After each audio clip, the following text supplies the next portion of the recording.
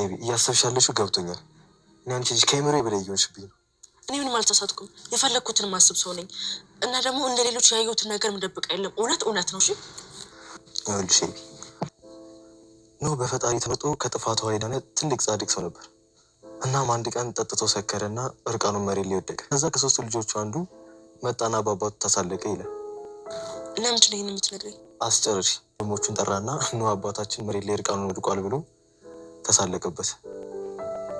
ከዛ ልጆቹ የአባታችን እርቃን መውደቅ አናይም ብለው ፊታቸውን ወደ ኋላ ዞሩና ልብስ አለበሱ።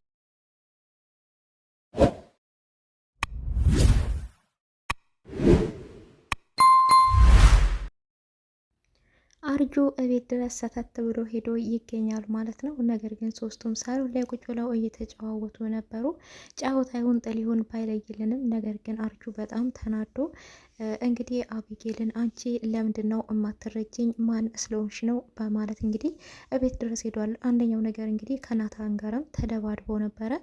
በንግግር መፍታት ሲያቅታቸው እንግዲህ በዱላ ፈተው ነበር የተለያዩት። ነገር ግን እቤት ድረስ ሰተት ብሎ ሄዶ ለምንድን ነው እማትረጅኝ? እኔ እወድሻለሁ እያልኩሽኝ አንቺ ለምንድን ነው እማትረጅኝ? በማለት ነበር እንግዲህ ሰተት ብሎ ሄደው። ናታንም እንግዲህ ድጋሚ ለመደባደብ አንተ ምን ስለሆንክ ነው የምትወድህ? ቤት ነው የገባሁ፣ ደግሞ ማን ነው ወደዚህ ያስገባህ? በማለት እንግዲህ ለመደባደብ እጁን ጨብጦ ነበር ወደሱ ያመራውና ዳጣ ግን ቆይ ናታንዬ ተረጋጋ በማለት እንግዲህ ምክንያቱም ቢደባደቡ የሚያው ገላጋይ እሷ ስለምትሆን ስለዚህ ለምንድን ነው ማቶችኝ ሲላት እሷ እኮ በጣም ትወድሃለች ነበር ያለችው። ነገር ግን አቤጌል ምንም አይነት ቃላት መተንፈስ አልቻለችም። እንደተናደደ አይታለች ስለሆነ ስለዚህም በጣም ነው እኮ የምትወድህ አርጁዬ፣ አቤጌል እኮ በጣም ነው ትድ ሁልጊዜም እንደዚሁ አርጁዬ እወድሃለሁ እያለች ነው። አሁን ግን እማዬም አባዬም ወደ ክላሳቸው ተኝተው ስለሆነ እንደዛ ልትልህ አትችልም። ስለዚህ እነሱ ሳይነሱ ውጣ። ሌላ ደግሞ አንተ ፈርመህ አይደለ እንዴ ሁለተኛ አጠገቧ አልደርስም ብለህ የወጣው ድጋሚ እንዴት ቤት ድረስ ትመጣለህ ነበር ያለችው። እና ስለዚህ በቃ ልጁዬ ተረጋጋ፣ እኔ እናንተ ወደ ውጭ ላይ ቀደም ብለን ወጥተን እንወያያለን። ናታንና አቤጌል ግን ደግሞ ቀስ በሉና ከኋላችን ተከተሉና ነው ብላ እንግዲህ አርጁን አታላ ከቤት ልታወጣው ችላለች ማለት ነው። የተጠቀመችው ሲስተም የሚገርም ሲስተም ነው። ምክንያቱም ውጣ ብትለው በጉልበት ላይ ያስወጡት ይችላሉ ማለት ነው። እና እንግዲህ እሱ ሄደው ቤት ድረስ ለመደባደብ ያበጠው ይፈንዳ ብሎ ነበር ሄደውና ዳጣ ግን በቀላል መንገድ እኔ እናንተ ቀድመን እንውጣ፣ እትዬና አባዬ ተኝተዋል ስለሆነ እነሱ ደግሞ ከኋላችን ከተል ብሎ ይወጡና ያለውን ነገር እንነጋገራለን በሚል ሲስተም ነበረ ይዛው የሄደችው ማለት ነውና ሆኖም ግን አቤጌል አሁንም እያረፈች አይደለችም። ዳጣም ደግሞ ናታንን እየተረዳችው አይደለም ማለት ነውና ናታን እንግዲህ ለሰላምዬ ያው እንግዲህ በቃ ከእሷ ጋር ያለኝ ነገር አቁም ያለው ምንም እየተረዳችኝ አይደለም። ፍቅር ደግሞ መስጠት ነው። እኔ እየሰጠው ነው። መስጠትም መቀበልም ነው። ስለዚህ እኔ እየሰጠው መቀበል ካልቻልኩ ምን ዋጋ አለው? ሲመስለኝ ልጅቷ ምንም አይነት ነገር ለወደፊት ራሱ ከሰው ጋር ከወንድ ጋር የመሆን ፍላጎት ያላት አይመስለኝም። ምክንያቱም ስናገራት ብዙ ጊዜ ፍቅር ሰጣት የምሰጠኝ ምላሽ ተቃራኒ ነው። ሰልችቶኛል፣ ከዚህ በላይ መጓዝ አልፈልግም ነበር ያላት እንግዲህ ለሰላምና ሰላምዬም እንግዲህ አይሆንም እንዴ ናታንዬ ዳጣ እኮ ጥሩ ልጅ ናት ነበር ያለችውና አዎ ጥሩ ልጅ ናት፣ ግን ምርጥ እህት ትሆነኛለች በቃ ነበር ያላት። አቤጌል ግን እነሱ ሁለቱ አብረው እንዲሆኑ በጣም ጉጉት አላትና አይሆንም አብራችሁ ነው የምትሆኑት። እኔ ወንድ ብሆን እንዴት እንደመጠብሳትና እንደማሳየህ ነበር ያለችውና እሱም እንግዲህ የሁሉም ሰው ባህሪ አንድ አይደለም ነበር ያለው። ስለዚህ ከዚህ በላይ መጓዝ አልችልም ነበር ያለውና ሰላምዬ ግን አንድ ሲስተም ልንገርህ ነበር ያለችው። እሱም እንግዲህ ለሁለት ቀን ዝጋት ነበር ያለችው። አኩርፋት ፊት ንሳት፣ ለሁለት ቀን አታናግራት፣ ያኔ እንደምትወድህና እንደማትወድህ ትለያለህ ነበር ያለችው። እሱም እንዴት ነው የምዘጋት? ዳጣ እኮ የምትዘጋ ልጅ አይደለችም። እንዴት አድርጌ ነው የምዘጋት? ካልሆነ እኮ ምርጥ እህቴ ትሆናለች። እኔ እኮ በጣም ነው የምወዳት። ተጫዋች ናት፣ ትሁት ናት፣ ጸባይ ያላት ነበር ያለውና አዎ ጠባዩ ግን ወጣ ያለ ነው። ምንም በቃ አትታወቅም፣ ውስጥ አይታወቅም ነበር ያለውና እንግዲህ እኔ ነኝ ያልኩህ በቃ የሴቶችን አመል እኔ ጠንቅቄ ስለማቅ ነው። ሁለት ቀን ዝጋት ነበር ያለችውና እሱም እሺ በቃ ልመንሽ ነበር ያለው። አዎ እመነኝ እኔ ነኝ ያልኩህ ነበር ያለችውና እውነትም ሰላምዬ እንዳለችው እንግዲህ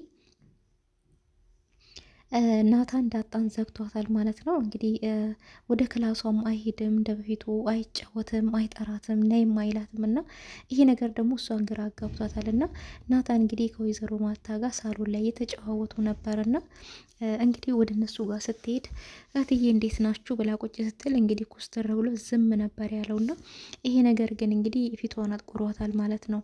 ለምን ዝም አለኝ በሚለው ተናዳለች ማለት ነው። በጣም ነው የተናደደችው። ወይዘሮ ማርታም እንግዲህ እንዴ ለምንድን ነው ዳጣን የዘጋ ስትለው አይ እማዬ ሀሳብ ውስጥ ሆኜ ነው በማለት ነበር ነገር ያስቀይሰውና ዳጣ ግን ተናዳ ትታቸው ሄዳለች። በቃ ተጫወቱ ብላ ማለት ነው።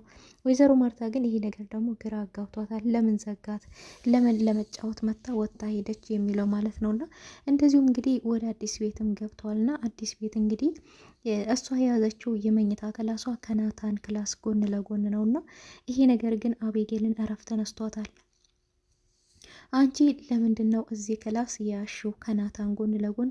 በፍጹም መሆን የለብሽም። እዚህ ጋር ሲጀመር ጀምሮ መሆን ያለባት ውሃ ናት ነበር ያለችው። እንዴ ውሃ በራሷ ፈቃድ እኮ ነው እንዴ ከማየና ከአባዬ ጎን ነው የምሆን ያለችው። አንቺ ደግሞ ለራስሽ መርጠሽ ነው ሌላ ክፍል ትልቁን ቆንጆን ክፍል ያሽው ብትላትም ስለዚህ ልትቀይሪኝ ፈልገሽ ከሆነ ነይ ቀይሪኝ፣ አንቺ እዚህ ሁኚ፣ እኔ ደግሞ አንቺ ክላስ ልሁን ነበር ያለቻትና አይሆንም ትቀይሪያለሽ ብዬሻለሁ፣ ትቀይሪያለሽ ነበር ያለቻት። እንግዲህ ግዴታ ነው። እሷም እንግዲህ አይ እንግዲህ አባዬ የለም ብለሽ እኔን ሌላ ነገር ለማድረግ አስበሽ ከሆነ አይሳካልሽም። እማዬም እትዬም ትምጣና ከዚህ ውጪ ታለችኝ እወጣለሁ፣ ችግር የለውም ግን አንቺ ስላልሽኝ አልወጣም ነበር ያለቻት። ባይሆን እንኳን ይሄ ክላስ ባዶ መሆን አለበት እንጂ በፍጹም እዚህ ጋር መሆን የለብሽም እያለቻት ነበርና እንግዲህ እሷ ቅናት የሌለ ነው በናታን ላይ ያለው ነገር ለየት ያለ ነገር ነውና ዳጣ ግን በፍጹም እንደዛም እያሰበች አይደለችም ማለት ነው። ናታን ግን እዛ ክፍል ሄዶም እንግዲህ ዳጣን ሊያወራት ሞክሮ ነበረ። አንቺ ግን ለምንድን ነው እማትረጅኝ? እምልሽን ሁሉ እኮ ምንም በቃ በሰም ባልሰማ እኮ ነው የምታልሽ፣ ምንም እኮ አልገባኝም እያለ እያወራት ነበረና እሷ ሌላ ችግር ውስጥ እንዳታስገባኝ ባክ፣ ይሄ ሁሉ ችግር አንተ ነህ እዚህ ቤት ውስጥ። እኔ እኮ አቤጌልን በጭራሽ አልቻልኳትም። አሁንም እዚህ ክላስ መሆን የለብሽም እያለችኝ ጠጣልታኝ ነው እየወጣችው ነበር ያለውና እሱን ተይና አንቺ ለምንድን ነው የማትረጅኝ? እምልሽን ሁሉ ለምንድን ነው ማሰሚኝ ቢላትም እንግዲህ እያወቅሽ ምኑን ብትለው እንግዲህ እያወቅሽ እንዳላወቅሽ ለምን ትሆኛለሽ ነበር ያላት። እሷም እንግዲህ እያወቅኩ እንዳላወቅኩ ተሆንክማ አለማወቄ ገብቶሃል ማለት ነው ብላ ነገር እንግዲህ መለሰችለትና ይሄ ነገር እንግዲህ አናዶታልና እኔ ፍቅር እየሰጠዋት እኔ እየወደድኳት እሷ ለምን ትጠለኛለች? ስለዚህ የማትወደኝ ሰው ደግሞ እኔ ብቻ የምወዳትም በግዴታ የራሴ አላደርጋትም የሚል ሀሳብ ነው ያለውና ናታን እንግዲህ ትክክል ነው፣ አልተሳሳተም ማለት ነውና ውሃና መጠነም እንግዲህ እያጸኑ ነበር፣ ጥናት ላይ ነበሩና እንግዲህ ገብቶሽ ነው እንደ እያጠናሽ ያለሽው ብትላትም እንግዲህ መጠን አዎ ገብቶኝ ነው እያለቻት ነበርና ስለዚህ የቤት ስራ አሁን ማን ነው የሚሰራላችሁ ሰላም ስትወልድ ብትላትም እንግዲህ እኔ ነኝ የምሰራው ነበር ያለቻት። አንቺ ደግሞ ምን ሙያ ታውቂያለሽ?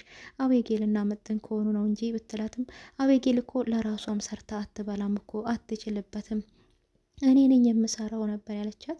እኔ ኩሽና ሄደን እንዴት እንደምንሰራ አሳይሻለሁ በማለት እንግዲህ ሽንኩርቱን እንዳልሆነ እርግተዋለች እና እንዴ መጀመሪያ ሰንጥቂው እንጂ ብትላትም ሽንኩርቱን እንዴ እንጨት ነው እንዴ የምሰነጥቀው ነበር ያለችው እና ምን ልትሰሪ ነው ብትላትም አላቅም እስቲ ሽንኩርቱን ልክተፈውና ምን እንደምሰራ አስብበታለሁ ነበር ያለቻት።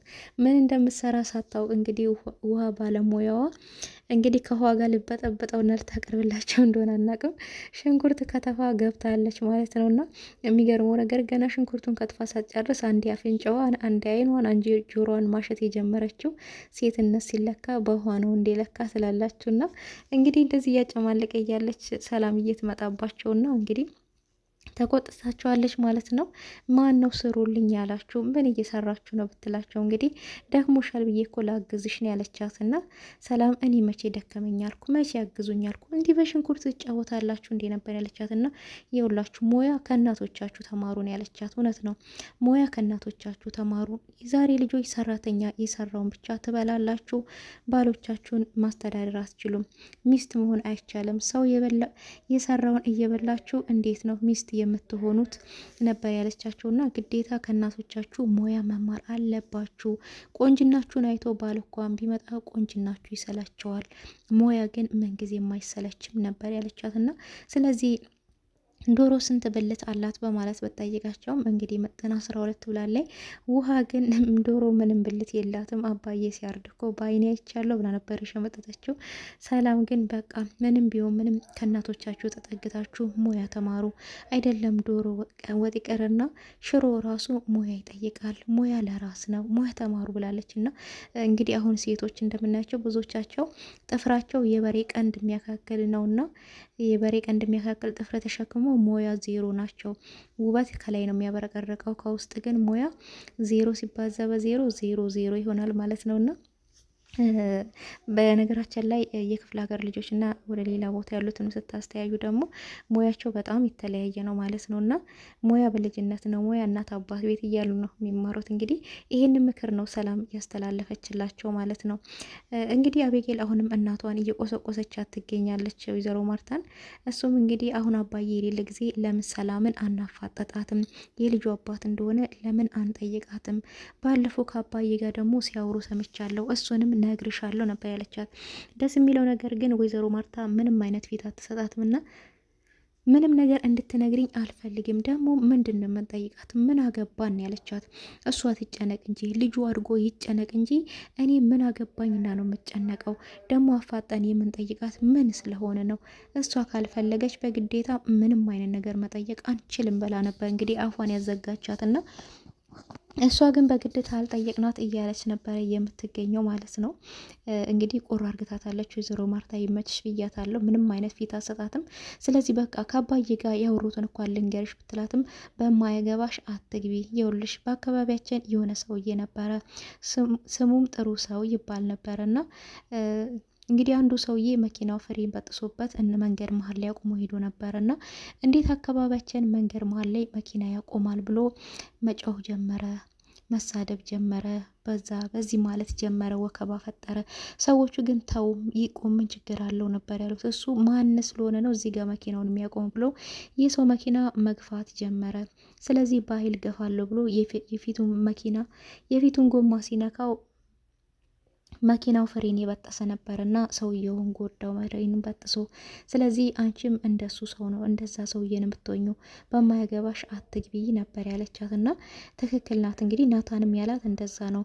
አንቺ አባትሽ እውነት ይህን ነገር አርግቶት እንኳን ቢሆን የአባትሽን ኖር ልትሸፍኝለት ይገባል እንጂ ልታጋልጩ አይገባም። ማንም ሰው ፍጹም አይደለም። ኖሆም ቢሆን እኮ ተሳስቷል። ኖሆ እግዚአብሔር የመረጠው ከጥፋት ውሃ ህዝቡን ያዳነ ሰው ነው። ነገር ግን አንድ ቀን ሰክሮ ራቁቱን ሲንደባለል አንዱ ልጅ እየሳቀ አባታችን ሰክሮ ራቁቱን እየተንደባለን ነው እንየዋሉ ብሎ ነገራቸው ለልጆቹ። ሌሎቹ ልጆች ግን የአባታችን ኖር በፍጹም አናይም ብለው ፊታቸውን አዙረው በጀርባቸው ሄደው አለበሱት። አንቺም የአባትሽን ኖር አያደርገውም አባዬ፣ ቢያደርገው ራሱ ኖሩን ልትሸፍኝለት እንጂ ልትስቂበት፣ ልትሳለቂበት፣ ልታጋልጩ አይገባም ነበር ያላትና እንግዲህ ናታን በጣም ዘግቷታል ዳጣን። ዳጣ ግን ለምን አባቱ ዘጋኝ በሚለው እንግዲህ እየተናደደ ትገኛለች። ብቻዋን እያዘነች ነበር እየተከዘች እና መወለድ ብርቅ ነው እንዴ እያለች ነበር። እንግዲህ ውሃም አጠገቧ ስትሄድ ምን ሆነሽ ነው ብትላት ናታን ሂጂና በጥፊ በይልኝ ነበር ያለቻት። መወለድ ደግሞ ብርቅ ነው እንዴ በይና ንገሪው ብላ ነበር ያለቻት እና እንዲሁም አይስቀልን ነው አንቺ ደግሞ እንዳትነግሪውም ብላት ነበረ። መጨረሻ ላይ ውሃ ግን ሰተት ብላ ሄዳ ዳጣ እንዳለችክ መወለድ ብርቅ ነው ወይ ብለሃለች ብላ ነበር የነገረችው።